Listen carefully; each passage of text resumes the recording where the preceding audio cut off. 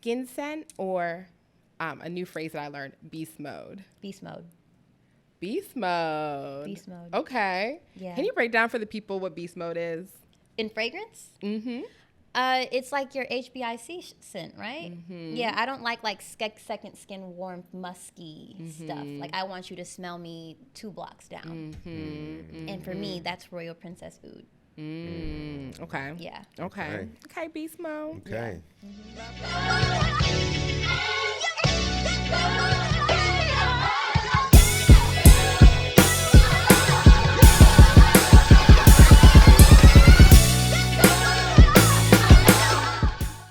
Welcome back to another episode of Got This in Black. It's the kid Chic and Weekday coming back to you again.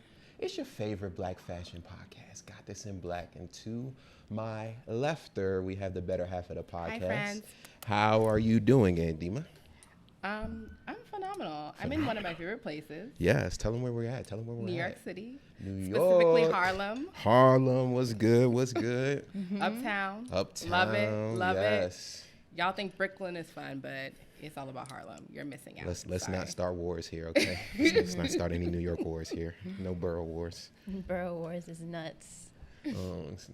We're doing another travel podcast. Yes. We're on moves. I like this. I feel good about this. So, and as we always have a special guest, so to my left, why don't you introduce yourself and let the people know what you do? Hi, guys. I am Mariah Diamond, and I work for Tom Ford. I'm on the global marketing team. Aside from that, I am a Jesus girl. I love Jesus. Amen. And I promote faith, fashion, and femininity on all of my, wherever you find me, that's what I'm promoting. So, yeah. That's me in a nutshell. Fashion, and femininity. That's I so love cute. that. Okay, branding. Yes. Yeah. She got it down. That's me. She got it down. That's me. I'm a professional. I know what Yes, I'm talking about. I do this. Debatable. Debatable. You guys are professionals. I'm just. What did Lil Uzi say? It's my third day out here. I don't know what's going on. That's me. So. Right. Yeah. So before we get into it, let's get into the fits. So I'll start us off today. I have on a hat from AO Studio 21, a black-owned brand out of DC, and I also have a hoodie from Dreams of Triumph. It says "Keep God First." This is from the most recent drop. Thank you to my homie Megan for copying me this joint. I don't know where these pants are from, and yeah, some Nike Cortez on the feet. So that is what I have on. I didn't realize. I should have known that was Dreams of Triumph because I love their sweatshirts. Yeah. I really like it a lot. It's dope. I really like it. the details of it, like when you start to look in it. Yeah, I don't know if you guys can see it, but the details of it. Go to dreamsoftriumph.com and look for the Keep God First hoodie. Like it has some dope features. So what do you have on today? Who, me? Yes. Oh, okay. Well, my outfit of the day, I do at work. I do work outfit of the days every day on my TikTok, so you guys should go see them. But I have on. I know you told me to wear a black brand, so I am wearing OG House of Chic. And if you know what House of Chic is. House of Chic LA. Shout out to Miss Tawana and Miss Nicole. But yeah, I've had this for, my godmom gave it to me. I think she's had it since like 2015. So it's old, but it's an oldie but goodie. And I have on my Vivienne Westwood choker. Hey, shout out Vivienne Westwood, a legend. Yeah, she's the best. May she rest in ever loving peace. Amen And then yeah, my accessories are over there, but that's what I have on. Gotcha. And what about you? Love that. So I have on Maniere De Voir, which is my black-owned piece. Okay. French brand. Jewelry, as usual, Knature the label. I'm always wearing Knature. I love these rings. I want more. Yeah. And then my top is this is actually a 3-piece suit situation, and I just wear all the different pieces at different times and together, and it's just from Madewell. So. Super cute. I forgot my rings. LOL. They MD from Mariah Diamond. Ooh, love that. You know? Yeah. Nice, I like your rings nice. too, though. Thank you. Mm-hmm. Okay, so let's kick it off with one of our segments, one of our games. We call it Rock, Stock, or Drop. and I'm doing that because maybe the editor will put it across the screen like And maybe I'll this. remember the actual words. And Demon's been saying cop some, I don't know, RSD, ladies and gentlemen, rock, stock, or drop. So we're going to give you 3 items or just 3 things in general. You rock one, meaning that you're rolling with it once. You stock it, meaning that you're with it forever. And then you drop one, that means you got to let it go. Okay. So the first one we're going to do is actually, we're going to do 3 people, and you're going to pick their style. So you're going to rock one person's style once, that's it. Stock it, meaning that you're sticking with this person's style forever, and then you got to drop one person. So Okay. we're going to do Kris Jenner, Come on. Grace Kelly, Come and on. Audrey Hepburn. Come on. You gotta make it tough. Like, Those it's are no, my up. icons. Let's set up. Okay. it's no fun if it's not tough. Like, Oh, come on. Okay. Stock Grace Kelly. okay. Stock Right. Grace Kelly. Oh, come on. Mhm. Rock Kris Jenner, Okay. and I'd have to drop Audrey. Audrey. Dang. Oh, come on, guys. Dang. That's tough. That's tough. That sucks. We're not That was going to so Tiffany's. hard. No, we're not going to Tiffany's. No, we're not. Oh, that's okay. Okay, we have one more for you. So we got a blazer, a cardigan, and a French jacket. Come on.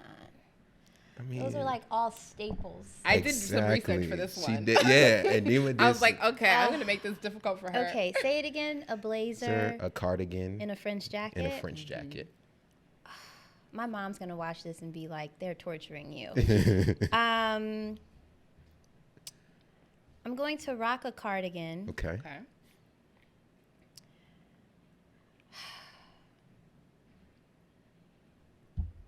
Guys, come on.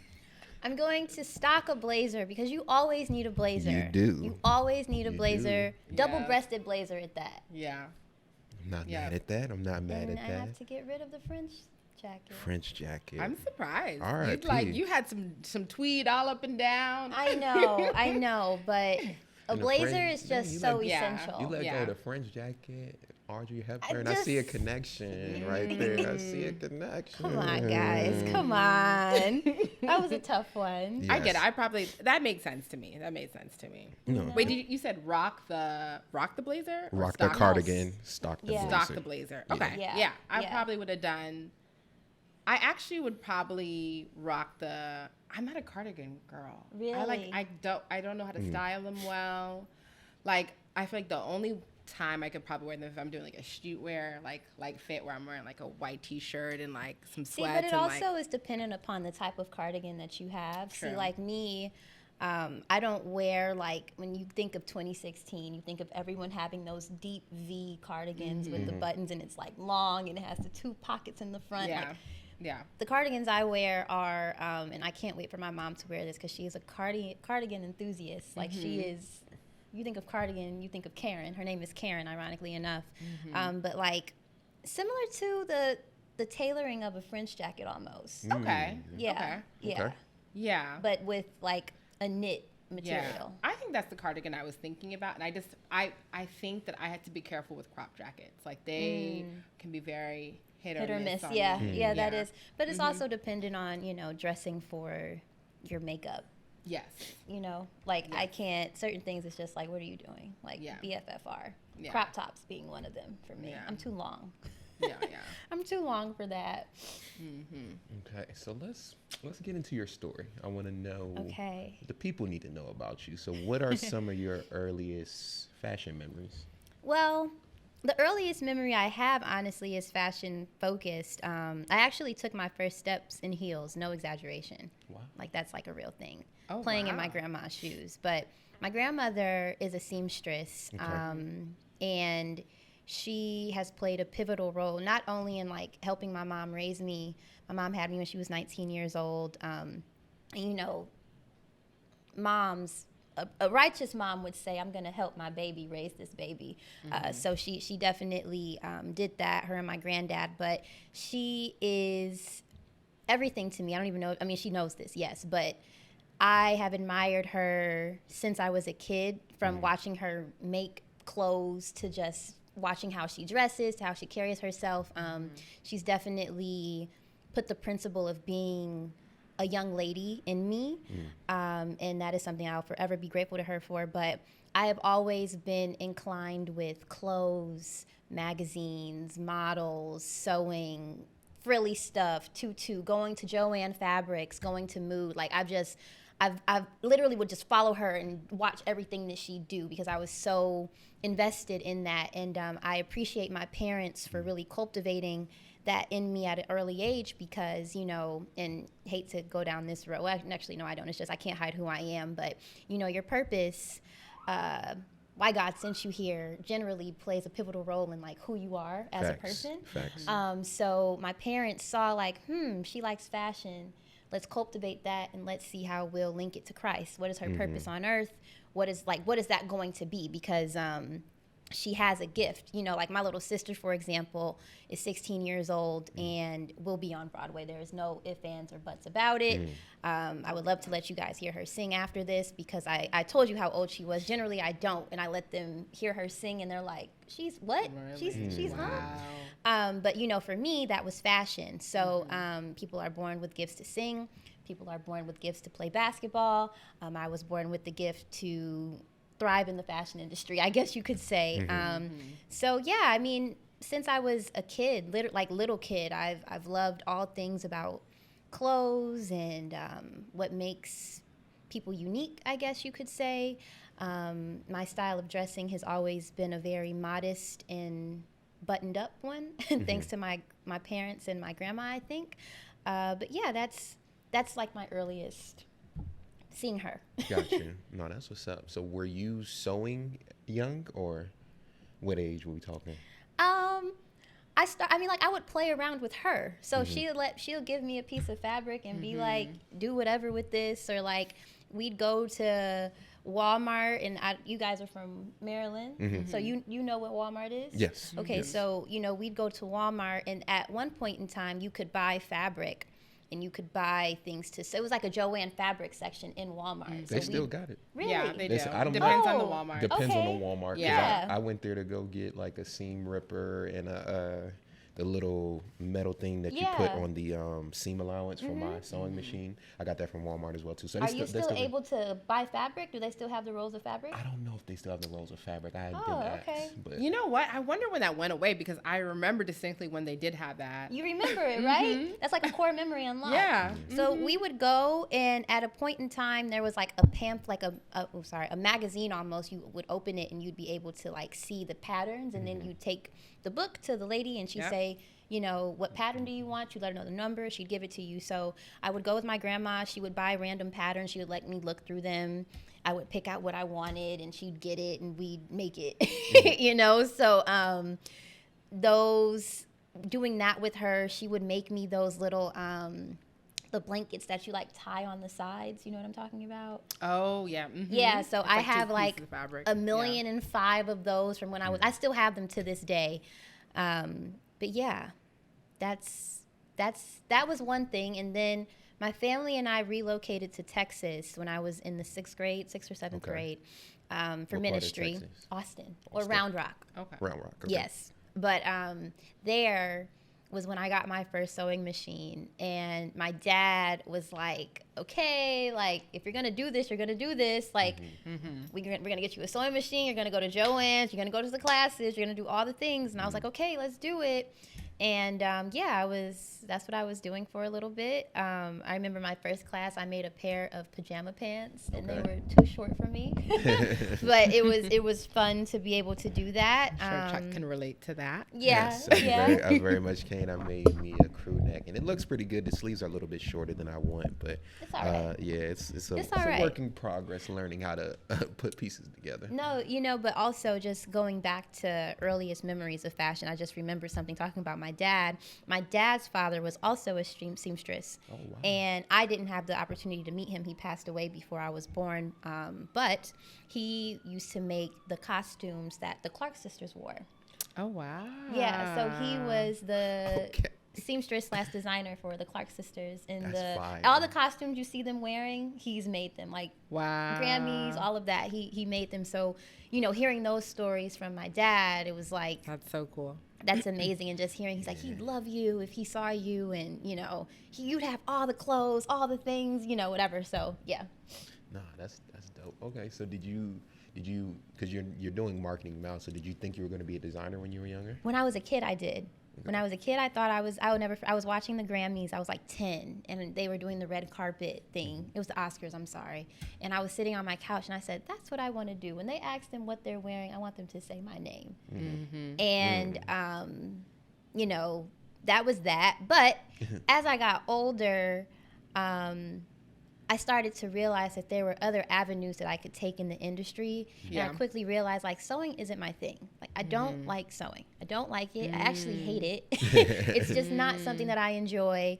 I don't like it. I like to be well dressed. Yeah. But I don't like sewing. Yeah. So you like the physical process of hated sewing. Did you like other aspects of it though? Like, do you like the pattern making side of it, or the style? None of that. None of it. Just the sewing end to end. You were like, me. no. It was like, Okay. am I neurodivergent or something? Like it was too much for me to process. It's just too much.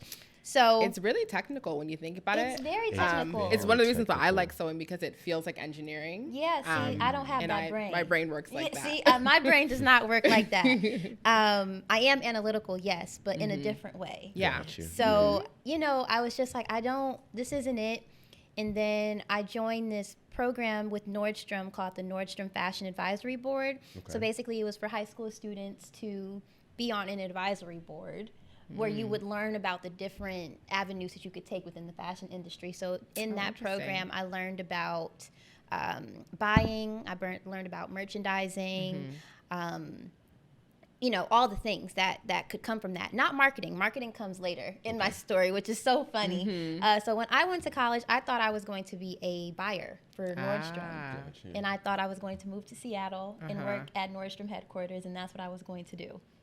Wow. And here I am. Here you are. So what was the catalyst from you switching from buying merchandising to marketing, or was marketing not even the next iteration? Marketing wasn't even in my thought process initially.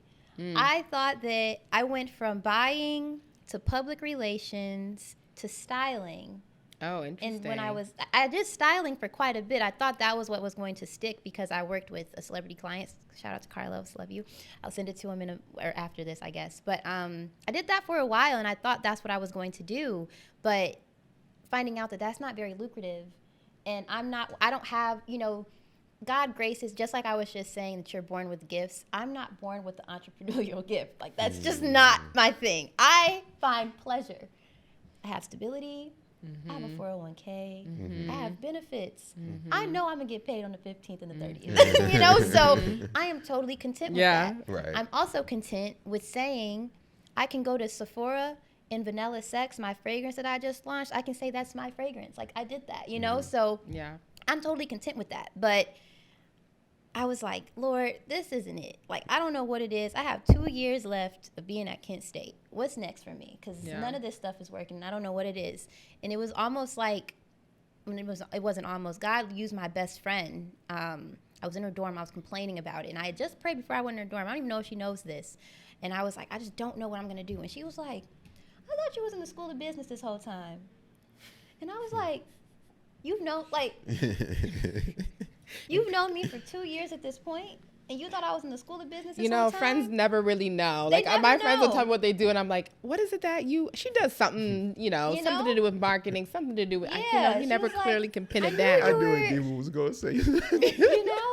She's like, I knew you were in fashion, but I thought you was in the school of business. And I was like, no, you can't put the two together. Like, that doesn't work. And she was like, why aren't you in the marketing program? And it was like light bulbs. Light bulbs went off. I left her dorm. I will never forget this. I left her dorm. I ran to my advisor across campus, and I told her, look, I know that you can't be a marketing student and you can't be in the school of fashion, but this needs to work for me. So what's going to happen? And I know favor is on my life. So I'm like, it's going to work regardless, but we just need to see how it's going to work. Yeah. And she made it happen for me. And I graduated 2 years later during COVID. And yeah, that was that. That's what's up. That's a story too. It's just something. like it reminds me a little bit of my story. I'm not gonna get into too much, but just like that constant like switching, and it's just like it's when you're going through it, it's very difficult. But when you look back, you're just like, wow, like you appreciate the journey, you appreciate the process. Absolutely. And then like once it clicks, it's like it makes so much sense now. You know. Yes. It's also a lesson in trusting God's plan for you. Yes. You know? Absolutely. Yes. 100%. Without a doubt. You know, we often miss the mark when we put our trust in ourselves and in other people. And I can only use myself in this, but, you know, I put a lot of trust in myself. I'm a Virgo, ultimately. Oh, okay. I'm a Virgo, so you know Virgos are a bit. We're wired a bit different. It makes sense. They're You know, starting to we're speak wired a a foreign bit language. differently. Are you a Virgo too? I say you're starting to speak a foreign language because I don't know any of the. Well, yeah. I mean, like Stereotypes I don't with get the too nitty horoscopes gritty and into stuff it. like I that. look at the personality traits because most Virgos are the same. You know, Mm-hmm. but you know. Saying this to say, since you don't know, Virgos are very critical of themselves and okay. other people, but I'm more so. Oh, I got critical some of Virgo myself. in me then. Yeah, and you know. That's not the Virgo characteristic that I was thinking of. Oh, which one were you thinking of? Just so like detail oriented and like Yes. meticulous about Yes, stuff. I'm very meticulous. That piece I could see. I am very meticulous. And when stuff wasn't making sense, I was like, oh, no, I need to figure something out. And instead of immediately going to the Heavenly Father, like, hey, I don't like this. And, you know, like, what's happening here? I think I kind of waited it out. Yeah. You know what I mean? So, Gotcha. Okay, so you switched to major. Kent State is in Texas? Kent State is in Ohio. In Ohio. Okay, so after you graduated, where did you go from there? From Kent? Here. Here. Here. Okay, so Tom Ford wasn't the first job. Tom Ford was not my first So job. so what got you to New York? I was the director of marketing for a real estate development firm in Englewood, New Jersey. Okay.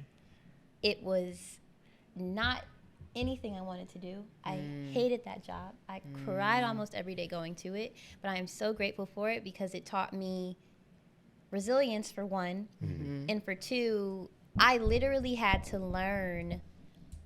It was basically like I was in school again. 'Cause Yeah. I didn't know anything about, like, me, Mariah. At a real estate development firm, I have to learn about construction, have to learn about buildings, I have to go on site, have to wear a construction hat, I have to get steel toe boots. Like, ew. Ew. It was horrible. It was horrible. It was the worst ever. It was the worst.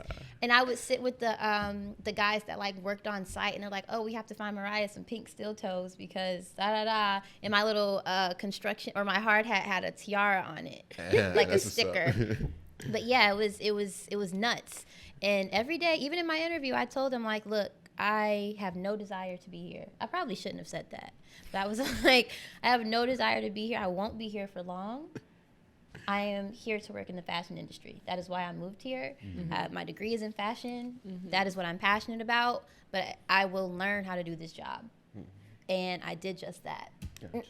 And now I have like 3 properties in New Jersey that I did marketing for. And, you know, you can look them up. They're pretty cool.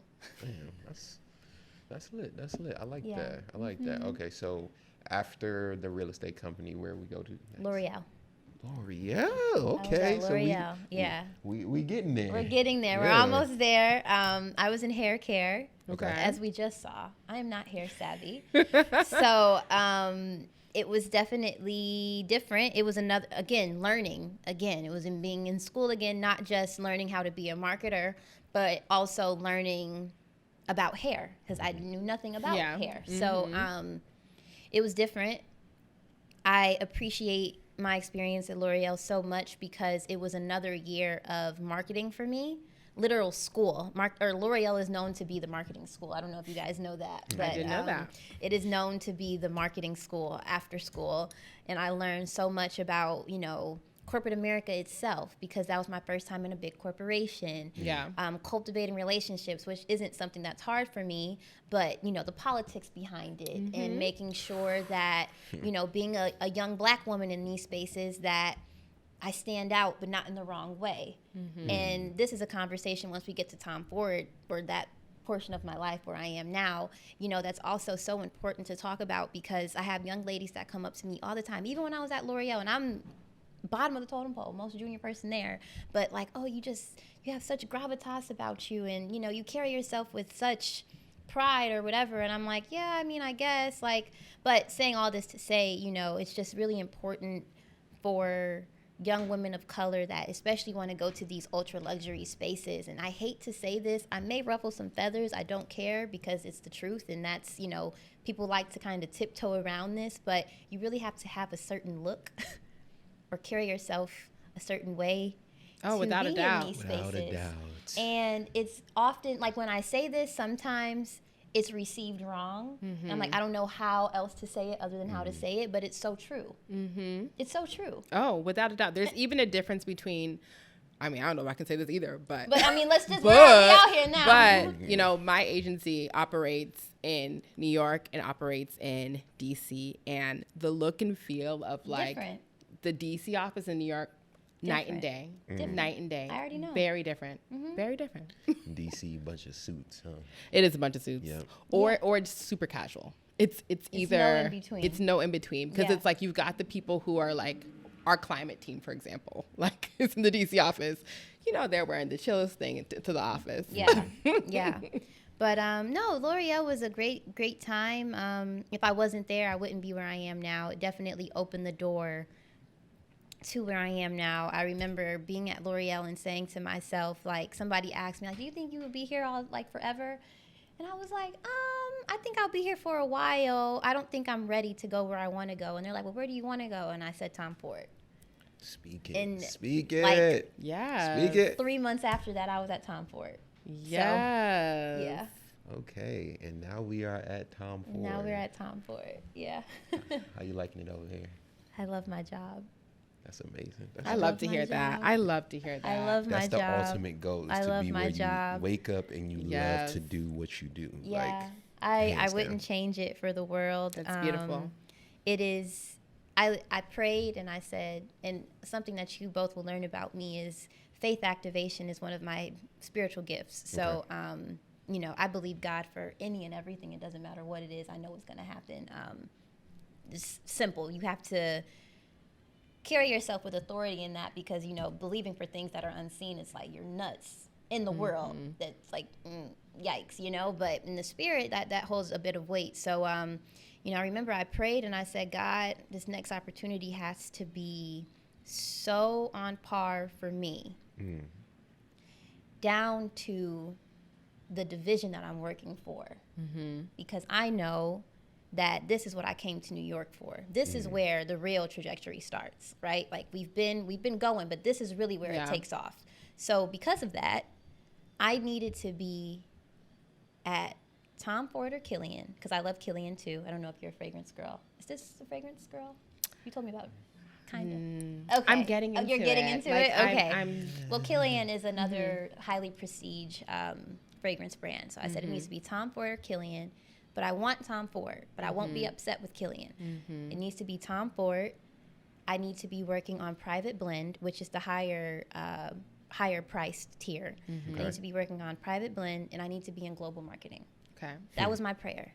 Okay. And I said, Lord, you're you. Specific. Very granular, because he's a granular God. Yeah. So I said, if this is it, this is it. Yeah. But if not, it'll be something better or equivalent, right? So next day, I get the call from the recruiter. She's asking me what my interests are. I'm telling her I like fragrance. I'm very passionate about fragrance. I didn't even go into all the ifs, ands, and buts, but I was just saying fragrance because, you know, it's kind of like a screening call. Right. And she was like, well, that's interesting, because we have an opportunity at Tom Ford in global marketing for private blend. Wow. I looked at my phone. Wow. I looked at my phone and I said, oh my God. And I knew then, this is my job. Yeah. Yeah. And it was a breeze. Yeah. Interview 1, breeze. Interview 2, she literally told me, like, I want you, it's your job. Flat. So, yeah. The best interviews. Yeah, absolutely. Absolutely. And, you know, now being there for a year and 7 months-ish, I've learned so much. I am so grateful to be able to say that I've experienced the things that I've experienced. I'm so grateful to say that, you know, I've literally briefed the campaigns that you all are seeing present day. I'm grateful to say that, I helped pick the mod of the fragrance that you all are smelling present day. What's the mod? Get into Vanilla Sex. Vanilla Sex. Okay. Vanilla Sex, yeah. But there's the final mod of that, the actual what you all have now. It's really impactful, and this is where I see myself for a while. That's good. Before I go to my next. So. Okay. Look at that. That journey was so just right on up. Yeah, that's how it should be for believers, though. Yeah. The Lord doesn't like us to struggle. It's not our portion. Yeah. I received that one. Yeah. I mean, seriously, the Word of God says that we have what we say. And, when you believe you receive it, you do receive it, right? So it isn't our portion to struggle. It isn't our portion to be at jobs we don't like. It isn't our portion to, wake up and hate what we do every day. Even if it's for a season, yes. But ultimately, you'll get out of it. So all of us are going to go like this. Yeah. Yes. Yeah. I like that. Shout out to Tom Ford. Shout out to Thomas. Thomas Ford. Thomas.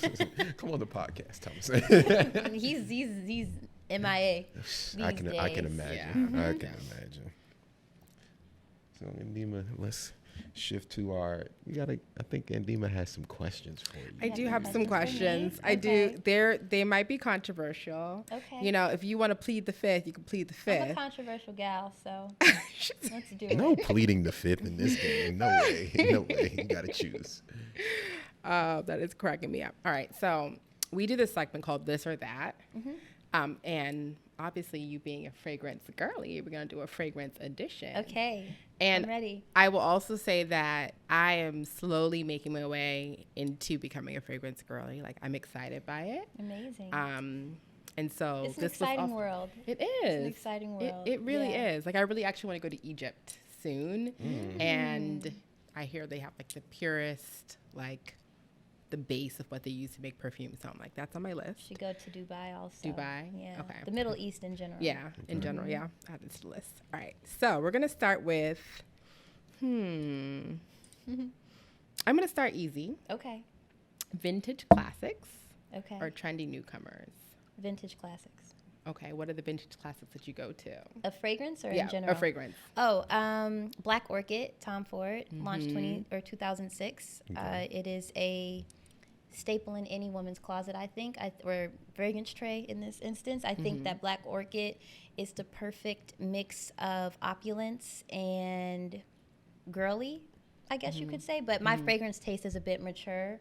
I'm not one to... I don't like fruity. I don't like gourmand or marshmallowy. Oh, you taking all my questions, girl. Stop. Oh, sorry. I don't like smelling edible. I don't like smelling like food. Okay, I don't like okay. smelling like a fruit or anything, Oh, interesting. Like today I have on Royal Princess Oud by Creed, and I'm an oudie sandalwood type of gal. But Black Orchid is one. Nolita by Bond is one that's a classic for me, or a vintage classic. Early 2000s is vintage for me. Okay. Yeah. Vive La Juicy is like the most girly I'll go ever, or Madison Square Park. But the new trendy stuff, not my vibe. Yeah. You're like, I'm not going like Chanel No. 5 vintage. Yeah, no. No one likes that. No one likes that one. It's not a good one. I know. Terrible. All right. Skin scent or a new phrase that I learned, beast mode. Beast mode. Okay. Yeah. Can you break down for the people what beast mode is? In fragrance? It's like your HBIC scent, right? Yeah, I don't like second skin warmth, musky stuff. Like, I want you to smell me 2 blocks down. And for me, that's Royal Princess Oud. Okay. Yeah. Okay, beast mode. Okay. Yeah. Love that. All right, this one might stump you. Let's see. Okay. Vanilla sex Of course. or tobacco vanilla? Tobacco vanille. Quick. She was so quick with it. Quick with it. She was so quick with it. Tobacco vanille for sure. She was so quick with it. Okay. Tobacco vanilla. I'm not a gourmandy person. Yes. I'm also not a musky person. Yeah. And vanilla sex is literally the name. Mm-hmm. It's vanilla.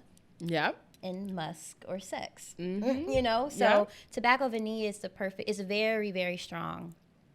But it's a beautiful fragrance. And it has a perfect mix of like animalic tobacco and the sweetness of vanilla. But it's not like edible, if that makes sense. Yeah. I think I have it in my purse. So I'm gonna have to smell it. Yeah. My aunt has been raving about it.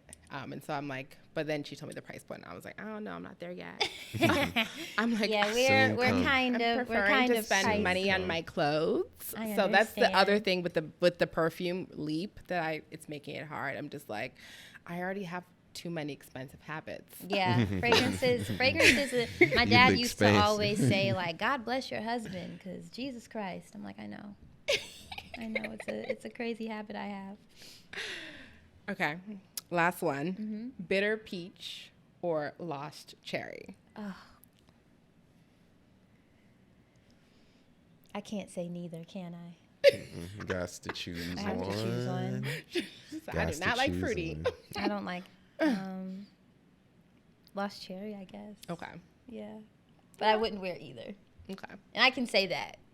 My coworkers know that. They know. They know. They know I'm not a fruity girl. Yeah. Yeah. Okay. All right.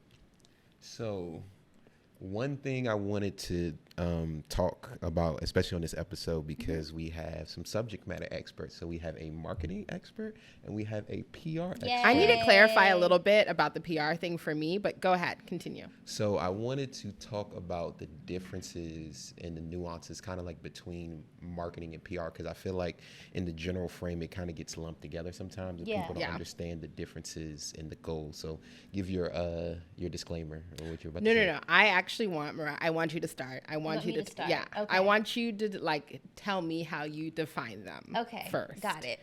Well, my role is a bit different because I'm product marketing.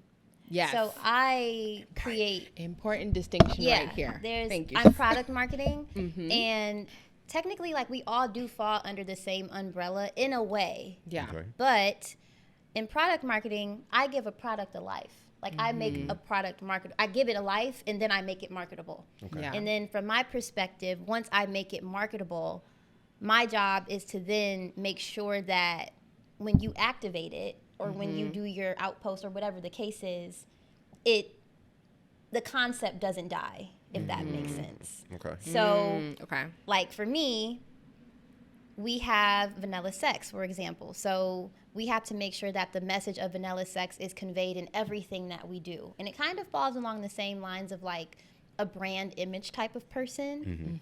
But ultimately, marketing kind of just rides the boat. Like, we drive the ship to make sure that the concept doesn't die. And your job is to animate it.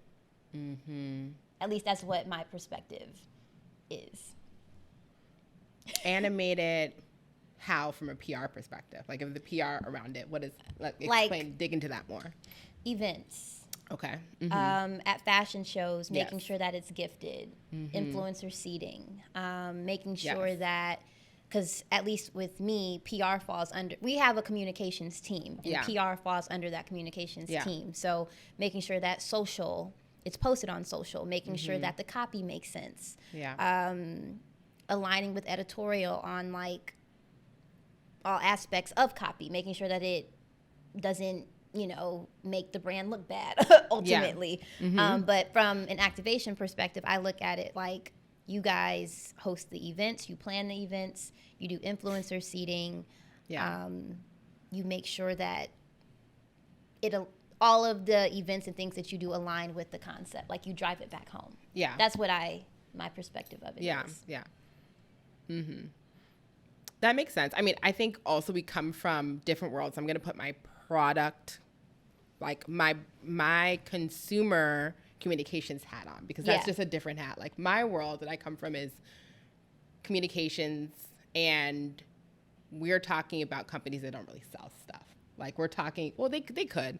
Like, some of the companies I work with sell stuff, but we're talking about brand and reputation typically in my world. Right. And so and how I have thought about brand and reputation, and I'm stealing from a colleague here, is that brand is how you talk about, your company. And reputation is what people think about your company. Absolutely. And I think that still transfers into your world as well, where, marketing is kind of building they're building the archetype of like what they want people to believe, that Truly, any of the products are. Yeah. And PR is putting it in front of people, so that they kind of control a little bit like how they're going to talk about it. I was going to say controlling the narrative. Yes. Yeah. And I also think it's important to highlight the difference between like a global PR person and a regional PR person, right? Yep. Because like going back to what you're saying, on the global side, that is a part of their job, is controlling the narrative of the temperature of the product that we're launching in general. Whereas on the regional side, they really just like, we're really here to activate the product, like dead A, that's it. So I think that's a great tidbit to add.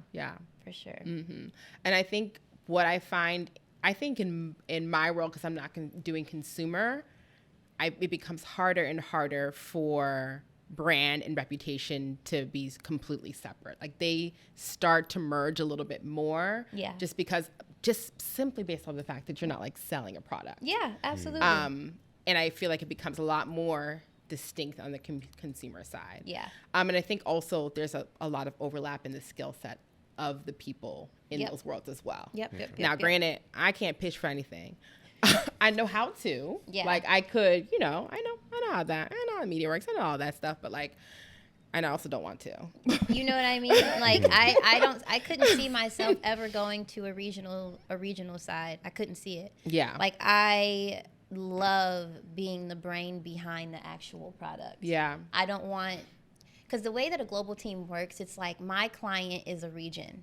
On the regional side, my client would be a retailer, right? So I have to sell my product to a retailer, whereas now I have to sell my product to a region. So it's a big difference. And really being the brain behind certain things is like, like that is so cool to me, Yeah. No, I think that's what I love about marketing, because marketing has a little bit more say in what the product, what the thing, how that comes to life.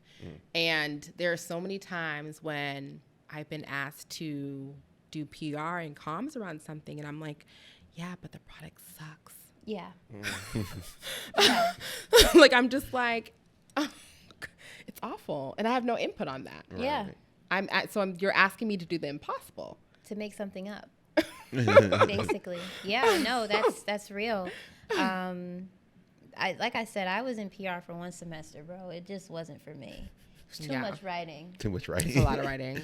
That first press release thingy that I had to do for class, I was like, this is what they do?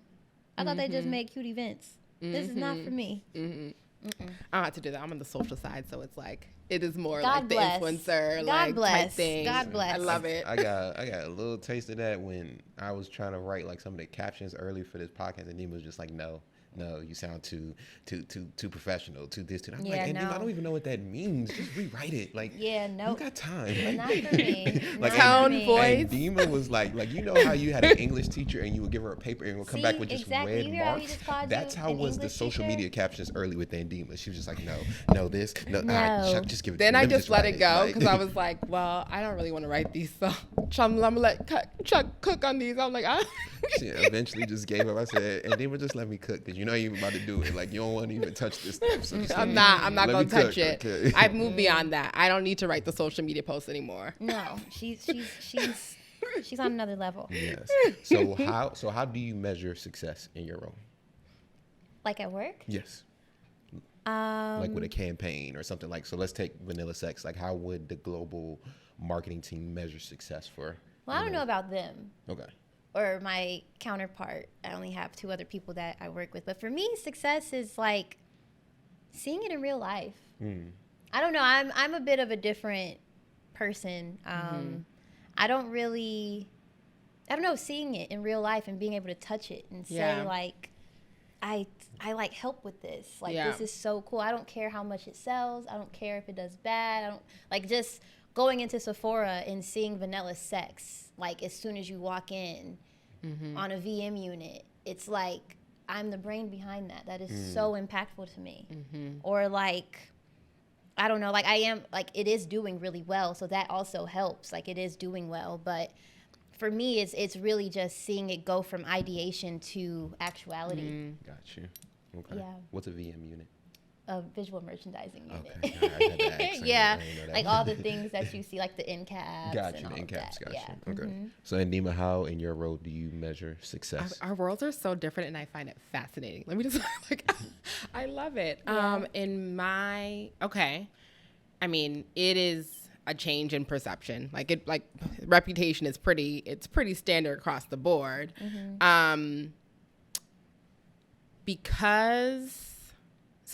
What I will say is, before I landed in the gig that I am now, I was doing a lot of what's called social marketing.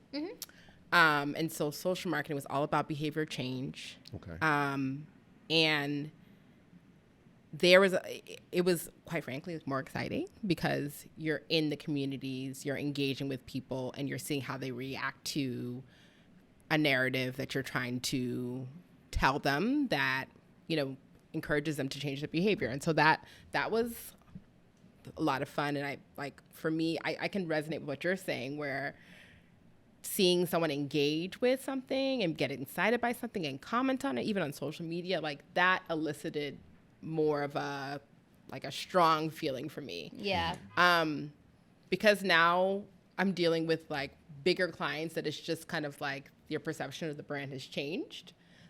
That doesn't feel the same way. It doesn't hit the same way. Yeah, it really no. doesn't. Yeah. It really doesn't. And so I feel like the success piece actually is more so when it comes to like my junior team members and the people who I'm like mentoring and seeing them understand like these, like the strategic side of things. Like that for me is where I feel like I'm successful. Yeah.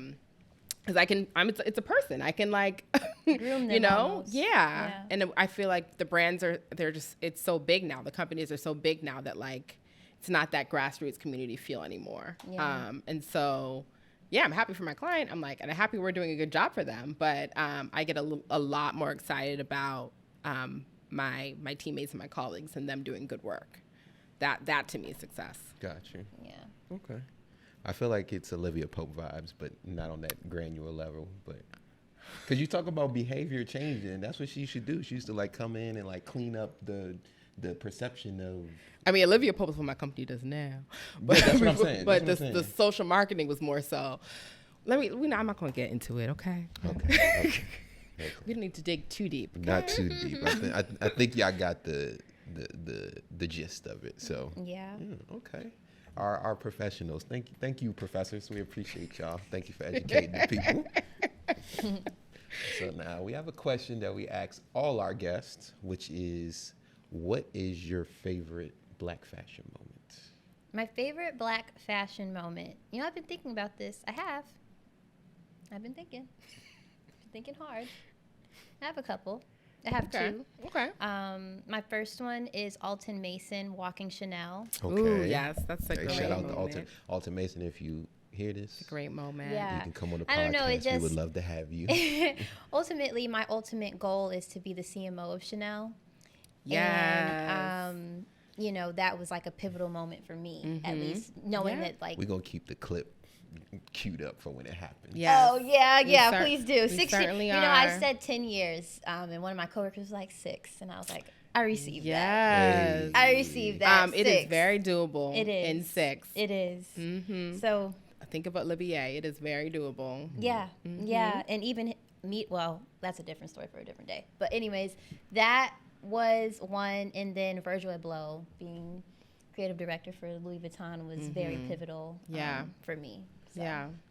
Yeah. That's what's up. One of our last guests, he specifically pointed to like the embrace of him and Kanye. Him and Kanye, yeah. That was really big for him. So yeah, that's what's up. And then, do you have like a favorite Black beauty moment? Beauty? Like makeup and stuff? I mean, it could be. Let me preface this by saying I am not a makeup girl. Yeah. So I know I work in beauty, but I mean, the expansive beauty. So it can extend to perfumes. It can extend to hair. It can extend to the world, the beauty environment. I would say Jackie Aina being who she is now. Mm-hmm. Yeah, because she's been at it for a really long time, and just her getting the platform that she deserves. She's at the Met, which is fire. Yeah, she's really, you know, like you see all those influencers from back in the day, like Patrick Starr and Bretman Rock and all of them having like makeup lines. Anastasia, or not that one. What's the other one? Jaclyn Hill. What's her name? I don't know. You know who I'm talking about, though. Mm-hmm. But, like, you know, her success and just, like, her building her own lane for herself is really, really encouraging to see. Yeah. That's what's up. I like that one. I'm a big Jackie stan. Yeah, she's great. Big Jackie stan. She's That's great. a fine black woman. Okay. Wait, I had one question before we pivot. Is what's going on in kind of like the black fragrance space? Is that something you track and pay attention to? It is, and it is. I do on my own time. But I think it's really interesting how things become trends. And that's something that I think is interesting in general, like this whole soft girl life thing being a trend now. And it's funny, and I'm not saying this in a narcissistic way, but like my friends are like, this has literally been you your whole life. Now they're making an aesthetic out of it. It's so funny to see. And I'm like, I mean, it is what it is. But, you know, like fragrance in general, smelling good in general is something that has been around for a really long time. And I just think it's becoming a bit of an oversaturated market, in my opinion. And it's just interesting to see how different people, you know, do what they do from an influencer perspective in that world. But it isn't something that we track as a company or as a brand per se. It's something I do because it's who I am ultimately. But yeah, I just think it's a bit oversaturated. And not even just from like black content creators, but just in general. It's like, I don't know. Yeah. I mean, like anything, being a content creator is now a job. And so at some point there's going to be this ceiling where, you know, you can't really have any more to at least get the same amount of success that some of the other ones in the past have gotten. Absolutely. You know? Like, are you familiar with, it's this guy, his name is Jeremy. He's white. He wears all white all the time. He has blonde hair. I think he's like Russian or something, but he is like an OG fragrance influence. Like his entire platform has been built around fragrance. And I look at people like him or even Jackie Aina in a way. You know, you look at people like them that actually like take the craft seriously. And I think maybe my perspective is a bit different because I'm one of those people that takes it seriously. Even before working where I work, like you can ask anyone. I almost changed my major in college to chemistry because I wanted to be a parfumer. Like I love fragrance. That is my pride and joy. So seeing these people that don't even know the difference between a gourmand and a amber floral, it's like, what are you doing? I don't know. That's something I'm passionate about. But yeah. I feel you. I mean, when you know your stuff and you see like people trying to be influencers and they're not really knowledgeable, it'll rub you the wrong way. Like it kind of that just made me flash to like Rachel Amandi because she always talks about like she's like all about the designer really being technical and knowing, and then we have an era in fashion design where it's really like the birth of like the creative director where you don't have to be technically skilled to make clothes, but you can give this vision and portray it. And she's more of a designer than on the creative director side. So it just kind of like reminded me about that as well too. And it's definitely understandable, especially me starting to learn like little stuff here, just like even with sewing and how technical it is. It's just like anybody who knows how to sew, it's just like my mind is blown because it's like, it's one thing to like know it's difficult, but then to try to actually do it yourself and like witness like what you're going through. And then now I like look at like people who making these clothes off the spot, making their own patterns and stuff like that. I'm just making like, you people are just like, Jesus Christ. Never. Next level. You people are next level. So no, that's my friend that I told you about though. My friend Jordan. She's one of my best friends. We were roommates my first roommate in college ever. Jordan is one of the most You just have to meet her. She's so great at what she does. But I saw that girl make her own pattern one time, and I was like, oh, you're different. Yeah. Your brain is a little weird. Yeah, you make your own pattern. No, I literally, your brain is wired a little bit different. Yes. Yeah. Because no way. Yeah. Yes. Yeah.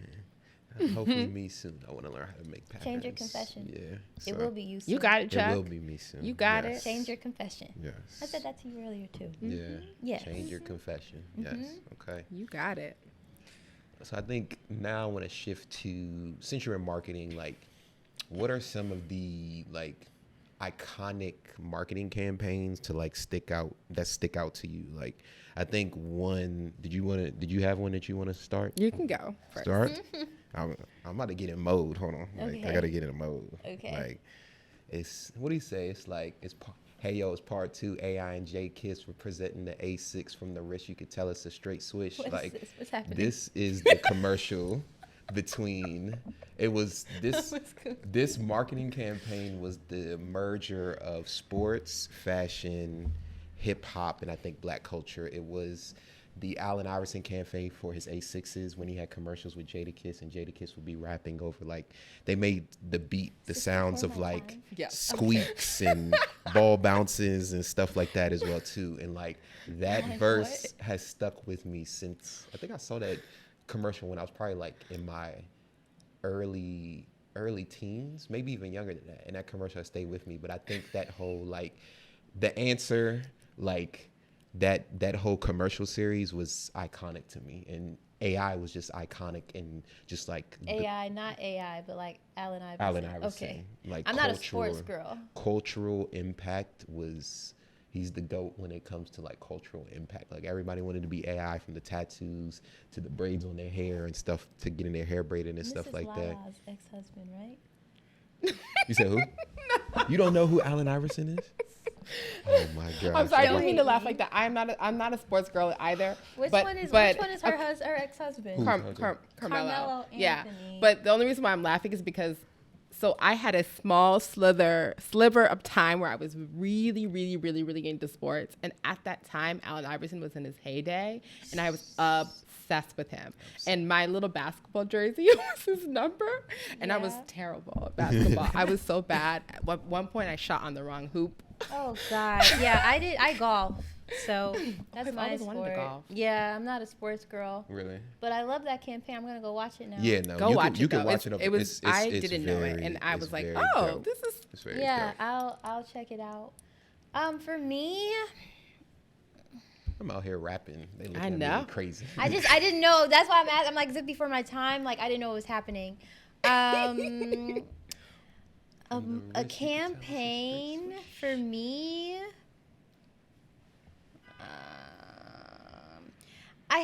I'm biased. All of Mr. Ford's campaigns have always just been so incredibly great to me. He's known as the king of sex, so everything is sexy, which is whatever, but like just how grotesque and like vulgar they were. It's just like, wow, like it's in your face. Like, this isn't a magazine. This is actually nuts, but sex sells, I guess. And yeah, all of Mr. Ford's campaigns from like the early 2000s, his time with Gucci. There's one in particular that I'm thinking about when he was with Gucci and all of the models had babies. And before I say this, I'm not a creep. Okay? I'm not a creep. You have to look it up. But they all had on, like the models had on winter wear, and they were holding babies. And it was just the cutest, or you just have to see it. I don't know. You have to see it. But yeah, I think that was one. I think I'm a Barbie girl. Okay. So everything with Barbie. Are you looking? Oh my God, I love this. They're a bit odd, but yeah, they're great. Isn't it so cute? Oh my gosh. I think the odd thing is the baby not, being dressed. But it's cute. I don't know. Cool vibes. I like this. It's different. Yeah. But everything with Barbie. Did you like the Barbie movie that came out? Oh my God, yes. I cried. You cried? Yes. The question mark, you cried. You didn't see it? I did. It was really good. Okay, the ending when they were singing What Was I Made For, and all the people showed the clips of their moms. I'm not. I don't cry during movies. But Guys, that song, I didn't see the movie, so I don't know. But also, I'm a Barbie girl. I'm sure you can tell that now. Like, I didn't play with Bratz. I played with Barbies. So my kindergarten teacher gave me her dollhouse from the 80s, her Barbie dream house from the 80s. It was yellow. Shout out to Miss Gibson, okay? I love Miss Gibson. She gave it to me, and I've always loved Barbies. I've always had, like, a Barbie whatever. I had a Barbie room until I was, like, 16. I was a real kid. Like, I played with dolls until I was 16. Not in a weird way, but, like, my mom, I mean, like, I was a kid, you know? So, yeah, I love Barbie. And Barbie core. I am Barbie core. I'm her. I am the whole world. I can see that. But, yeah, no, it also, like, I was like, oh, I want a daughter so I can play Barbies with her. I text my mom, like, I love you so much. And I was crying. Oh. Yeah. That's cute. Like my apartment is Barbie. I love that. I feel like our aesthetics are so different, and it makes you it makes me like endeared to you. Really? I love that makes me happy. That makes me happy. Yeah, my apartment is Barbie. Okay. I have a dream house. I swear. My bathroom, I have Barbie pictures. I'll show you guys after. Okay.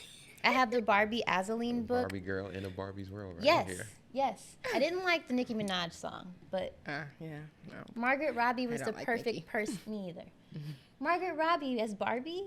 She's a good Barbie. She's a good Barbie. Yeah. Like, come on. Yeah. I actually wanted to be a Barbie designer. That was like another dream job of mine. Yeah. Okay. I wanted to design Barbies. And actually, there's a Barbie that looks just like me. Swear to God, I buy it for all of my friends' kids because I'm like, it's me. Swear. I have to show you. Can I see your phone so I can show you? You can go to the next question. Yeah, sure. I think Indima was about to give us one of her. Oh, yeah. Yeah. I'm listening. I was going to talk about Alexis Bitar, jewelry designer, has this campaign on Instagram that I'm absolutely obsessed with. It is the right way to use social media. Oh, yes, this is you. Yeah, I see it. That's you. Yeah. Understand that one. Isn't that scary? I'd be copping them by the dozens, too. You know what I mean? I'm like, wow, I need to get some money or something. They saw a picture of me and made a Barbie. That's you. That's you. Outfit right there. But I'm sorry, I didn't mean to cut you off. So she has this campaign, and Alexis Bitar has this campaign, and what they have is like these caricatures of like a person you would see like in New York, and they have one, and she's the Upper East Side. What's the word that they use? Upper East Side terror. And this character. What is she, a Karen or something? No, she's like dressed in the nines, sunglasses. She's drinking her juice. Her juice is like Chardonnay. She's got like her little assistant who she's like the poor man, like he is struggling. And I love everything about it. I love it. You have to show me. I want to see. I'll show you after it. Good. I'll show you after this. But it reminds me almost of like why I wanted to move to New York, because I just had this image in my mind of like this refined older woman with like sunglasses. Meryl Streep in The Devil Wears Prada. Exactly. That's exactly who she is, because she's me. But why it's genius is because they pull in people from like real life. So there's I'm not gonna remember his name, but is he an editor at Paper Mac? Like he's pulled into like one of the mini episodes. Oh, his name is Mikey Boardman, and he's from Paper Mac. And he has a quote which I thought was hilarious, where he said, "One of my favorite things is to be mistreated by legends." That's honestly one of the best experiences of your life, man. I'll tell you a story. I'm going to tell you a story after this, is this going to be edited? Yeah, it'll be edited. Okay, I'm going to tell you a story. Well, don't tell us now, because Okay, it'll be extra work to edit it out. Okay, just kidding. But I have a story about that. And I was like, man, that was the best moment of my life. I feel like it's a New York experience. Like, are you kidding me? Like, yeah. I'm telling my kids that this Yeah. happened. Yeah, exactly. Like, you guys can't F with me. This happened. Yeah. Yes. Yeah. I have 2 stories, actually. I can tell you guys one now.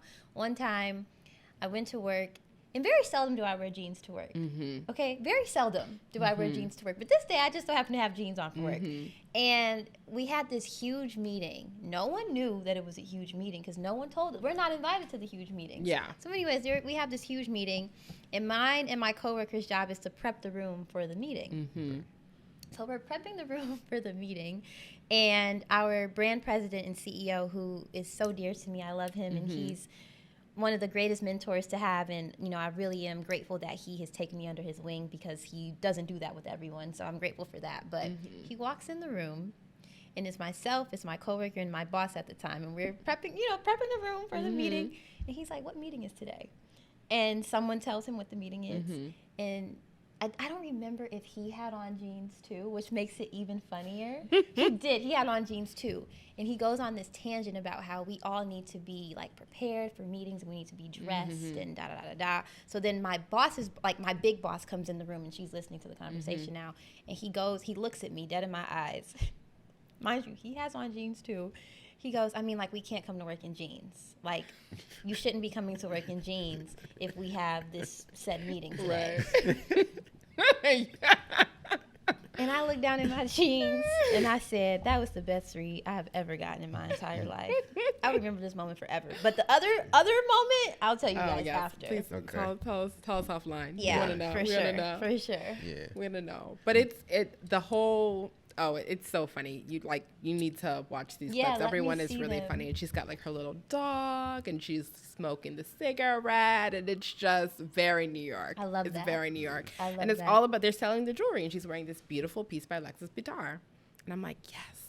This is creative. This is outside of the box. Like, it's memorable. I'm coming back to the Instagram page to watch what's happening next. Yeah. Like, we just recently met her husband, but it's like her 3rd husband or something like that. The lady. The lady. Oh, yeah, I need to see. I need to watch. I need to see this. And her husband, like, will not disclose what his job is. And we're just like, okay. Like, what's next? And then she's getting sued by the assistant. That's the latest thing that happened. I'm just like, this is juicy. Invested. And I'm coming back. Yes. I think someone else that does incredible storytelling like that is Telfar.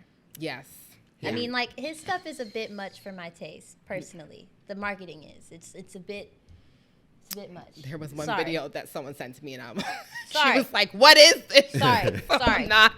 I'm not surprised by Sorry. that. I love Telfeezy. But it's love like us a it's quite a Telfeezy bit on this at side. times. But I do admire Yeah. the creation and the creative mind behind it. Yeah. One of the things that was like an honorable mention, I think it wasn't technically a marketing campaign, but his bag security program, I feel like was very iconic in fashion. Like, I feel like that was a pivotal moment where we saw a big brand not choose exclusivity, because most brands, they thrive off a lot of exclusivity with their products. And he said, no, I want everyone to have it. And I felt like that choice was a marketing campaign in itself. So that was one thing I brought up. I brought up how when Fenty had like all the foundations, like every single shade foundation. Like I talked to Andy about that. There's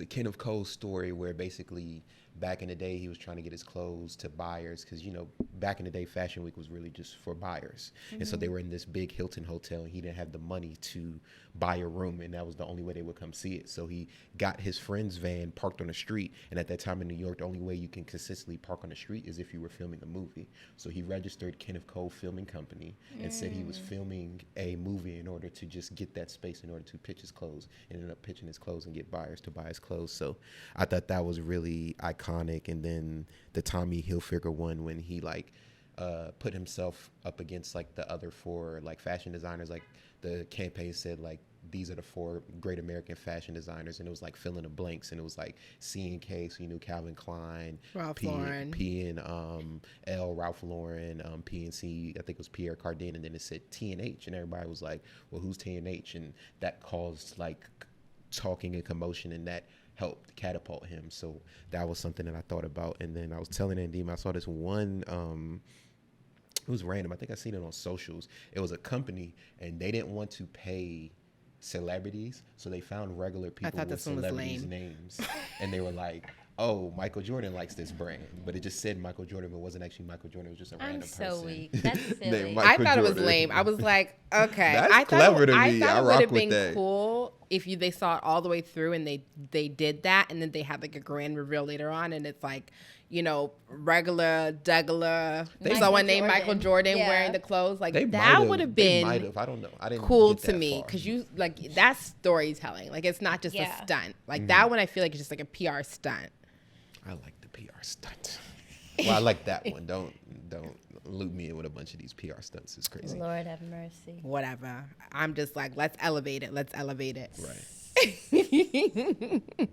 So thank you for coming on the podcast. Thanks for having and tell your story. I hope you had a good time. We did. We got educational. We learned your story. We talked about the fragrances. You said a lot of words I didn't know. So that's always good. Oud. You got to educate. Yeah. Oud. Oud. It's my fave. Yes. So let the people know where they can find you on social media. My name on everything is Mariah Diamond _. Okay.